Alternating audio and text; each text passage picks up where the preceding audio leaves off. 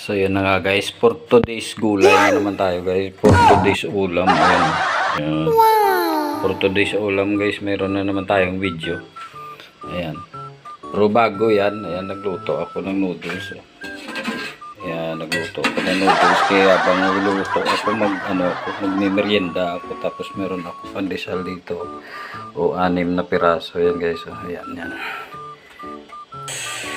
So ito na guys, nagpainit tayo ng kawali na malalim. So guys, maglalagay tayo ngayon ng mantika. Ayan na. Ayan, kuntian lang natin.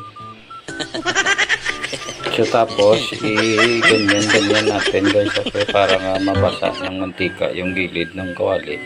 Wow. Maglagay natin mamaya ng mga ingredients at saka yung karne, hindi siya guys didikit. Ito na guys, ilagay na natin yung bawang. Hintayin lang natin na mag-brownish, saka ilagay yung sibuyas. Ito na guys, medyo nag-brown na yung bawang natin, ilagay na natin yung sibuyas. So, ilagay na rin natin yung kamatis. Para bang nagba-brown yung bawang, luluto na yung kamatis, saka hindi masunog yung bawang. Wow.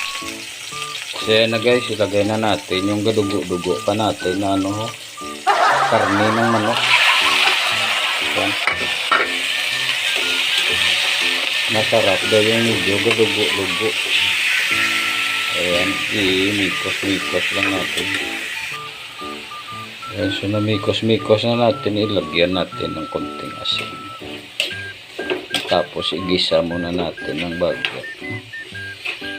Kunting gisa lang guys, maluto lang siya bago natin ilagay yung gulay. Ayan o. Ayan. So hayaan muna natin siya na magisa. Magmerienda muna tayo. Ayan. So ito na guys. Ayan, maglagay tayo ng noodles dito sa mangkok ko. Ayan. Habang naggigisa tayo, magmerienda muna tayo.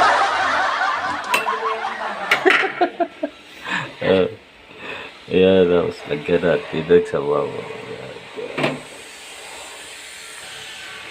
So, ayan na guys, merienda na. Ayan, ipaluto muna natin ng bagya yung karne, saka natin ilagay yung gulay. Wow.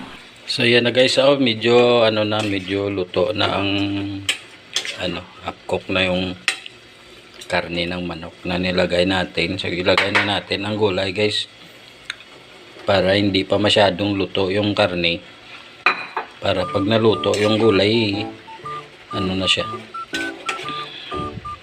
lutong-luto na rin yung karne, hindi ma-overcook yung karne natin. Ayan. So ilagay na natin yung gulay, tapos imikos-mikos lang natin kunti.